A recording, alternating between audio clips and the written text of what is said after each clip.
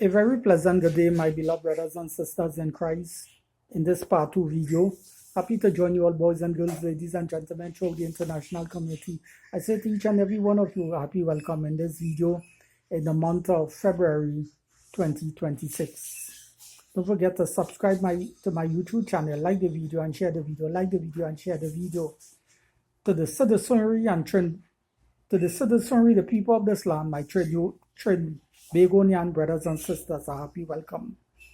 Well, as I said this in this part 2 video, I would like to see the team of investors that from India that the government have intention of bringing down to look at the oil refinery point up here to open it back so that the factory that have been down for a long time will be up and running and will be open for business, as they say, and that the oil will be flowing, selling on the international market, the oil dollars, revenue will be coming in the country, the treasury will be building up, and that money will be go to help run the government institution.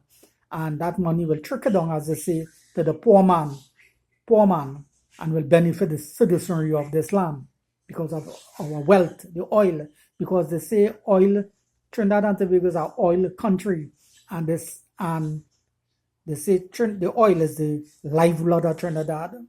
Well, we have sugarcane is down. Many things we invest in the past, right? Many other products we are manufacturing and all these things, but oil is the number one resources, oil-based country, Trinidad and Tobago. So will be good news if the Indian team come down with the technical knowledge and all these things in the refinery to open up the point up here. And don't forget, I have to come back to OWTU, Oilfield Workers Trade Union, Ansel Roger. If he's not president, he will be part of the team. And David Abulov, also a trade union leader. And he will be with Ansel Roger, meeting with the UNC government and the Indian team that will bring them to discuss about open up point up here, oil refinery, and that this time it will not run on a loss, but will be making money in the strongest possible way. Will be bringing in billions of dollars because of the oil that they will be able to sell regionally throughout the Caribbean and internationally, right?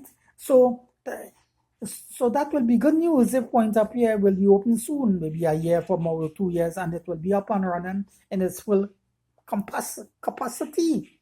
Yes, that's what I want to see, that the oil refinery point, and it will employ a lot of people. Even it will employ a lot of the locals, and maybe they will have some foreign workers working in point up here. Fine, but the point is opening up the factory and running it, right? Running it. We can't have point up here shut down, and then not opening again. That will be sad, right? That will be sad. So the government need to open point up here oil refinery. You understand? Right? So that is my wish, that point up here will be open in the shortest possible time, brothers and sisters. So my dear brother who was saying, let me leave him out, but I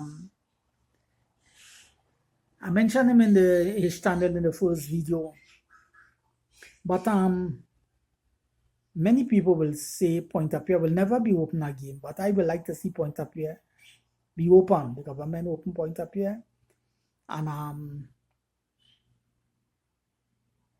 if they want to bring down the Indian team investors to invest in the company in point up here, that's fine, right? So all of us will benefit from the oil and point up here. Everybody will benefit from it,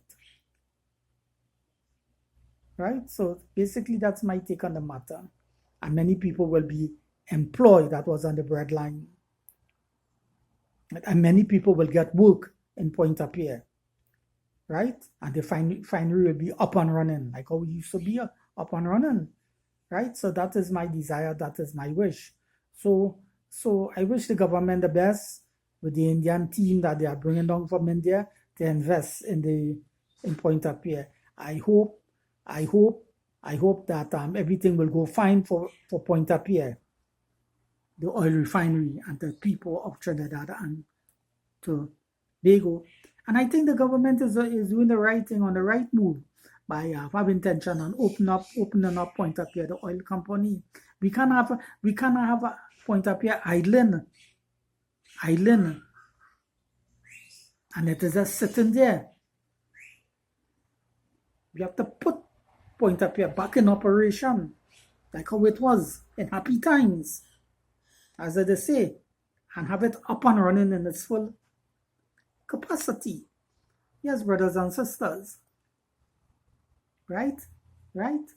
So I wish the government these Indian investors that they're bringing down, I hope that everything will be a success on the part of the investors and the part of the government, by bringing down these Indian investors from India to invest in Point Apierre, and it will be open back, running in its full capacity. And as I said, I hope that the union, OWTU, Oilfield Workers Trade Union, with Ansel Roger and his team, with David Abdullah and his team, will have discussion with the Indian team, with investors that they are bringing on, with the government, UNC government. They cannot leave out the local boys, OWTU, you understand, and bypass them and do like that doesn't exist. No, they have to be part of the mix, part of the discussion when coming to Point Apierre.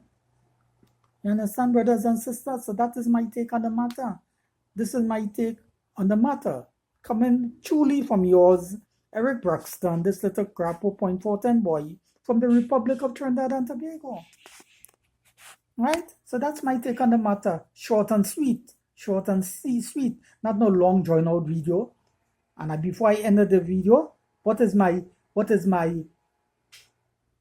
true purpose for recording this video? Is that Point Apierre be up and running in its full capacity, that the oil is being selling on the international regional market, the revenue, the oil dollars, the revenue from the oil are entering back in the country, filling up the treasury, and the government are using that money to develop the country, and the people are benefiting, and that oil money is trickled down in the poor man's pocket, right? And with that oil money, we are able now to help out our other Caribbean nations, other Caribbean neighbors in CARICOM in a big way, brothers and sisters.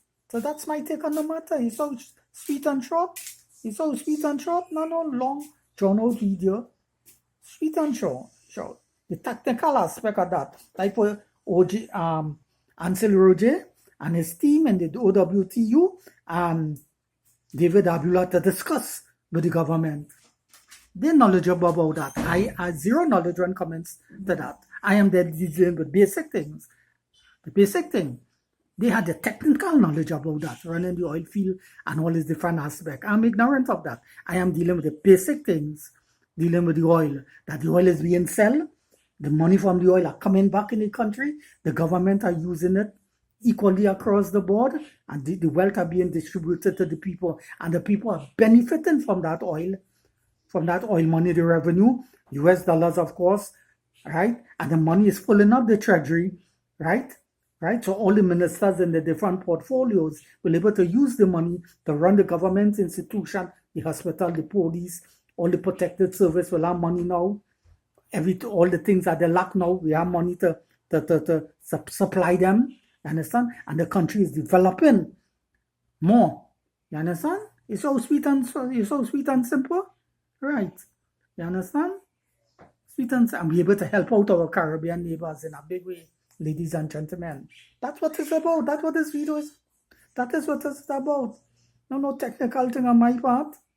I lead that for Ansel Roger and his team and David Abdullah. They know about oil more than me, because they know about Point Apierre more than this little Christian boy. That is for them to discuss with the government, not me. That technical aspect, they will discuss that with the minister and the Honorable Prime Minister Trinidad and Tobago, Kamala Persad-Princessa, and of course with the Indian investors when they meet with them eventually. That is for them to discuss, not me. brothers and sisters. So